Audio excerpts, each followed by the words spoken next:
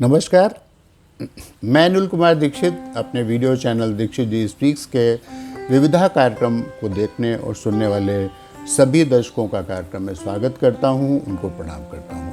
विविधा कार्यक्रम के अंतर्गत आज हमारा विषय है पुतिन का क्या हाल होगा। हमारे विविधा कार्यक्रम के अंतर्गत श्रीलंका, पाकिस्तान, यूक्रेन के बाद अब चीन और रूस भी मुश्किल में शीर्षक का यदि आप संदर्भ ग्रहण करेंगे तो हमने उसमें कहा था कि रूस के लिए इस युद्ध को इतनी आसानी से जीतना मुश्किल होगा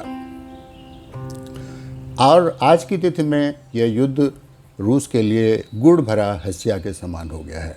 रूस ने अभी कुछ दिनों पहले ऐलान किया है कि वह इस युद्ध में 3 लाख सैनिकों को उतार रहा है।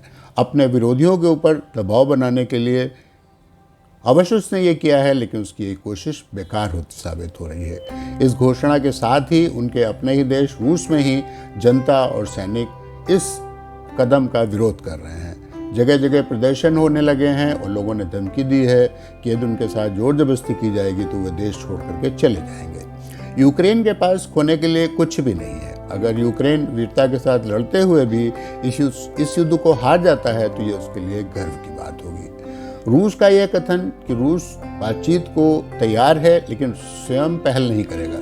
यदि यूक्रेन पहल करे तो वह बातचीत के लिए तैयार है, पुतिन की हताशा को ही दर्शाता है। पुतिन का यह वक्तव्य तब आया है जबकि श्री मोदी ने संयुक्त राष्ट्र संघ की बैठक में पुतिन से मुलाकात की और उनसे कहा कि यह युद्ध का समय नहीं है। संयुक्त राष्ट्र संघ के महासचिव ने भी श्री मोदी के उपरोक्त कथन का संदर्भ लेते हुए रूस को संयम बरतने की सलाह दी है। इस युद्ध में रूस तो तबाह हुआ ही है, रूस की अर्थव्यवस्था भी दरक गई है। इस अर्थव्यवस्था को पुतिन ने अपने कार्यकाल में बहुत ही मजबूती प्रदान की थी। वह उन्हें अपने शासनकाल के शुरुआत में जो उन्होंने मेहनत की उससे प्राप्त हुई। पुतिन की उस प्रतिष्ठा को भी गंभीर चोट लगी है जो उन्होंने अपने 22 वर्ष के शासनकाल में अर्जित की थी। संकट के समय चीन रूस के समर्थन में सिर्फ बयानबाजी ही करता रहा, वो उसके समक्ष उसने किसी भी प्रकार की मदद उसकी नहीं की। सिर्फ भारत ही रूस के साथ खड़ा था जिससे कि उसकी अर्थव्यवस्था संभली रही।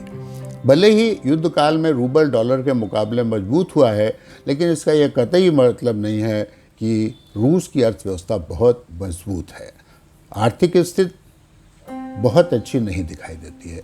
भारत की सलाह मानते हुए रूस को और यूक्रेन को दोनों को युद्ध को रोक देना चाहिए, नहीं तो बंदर ने तो पूरी रोटी खा ही ली है। न अमेरिका ने यूक्रेन को नाटो में शामिल किया और न ही यूक्रेन युद्ध को रूस को हरा पाया। अभी तक लड़ाई चल रही है और शिथिल पड़ गई है। तो देखिए अब आगे पुतिन का क्या हाल होता है। पुतिन के विषय में बहुत सारी खबरें अखबारों में छप रही हैं कि वो बीमार हैं, ये हैं, वो हैं, लेकिन वास्तविकता क्या है किसी को पता नहीं है।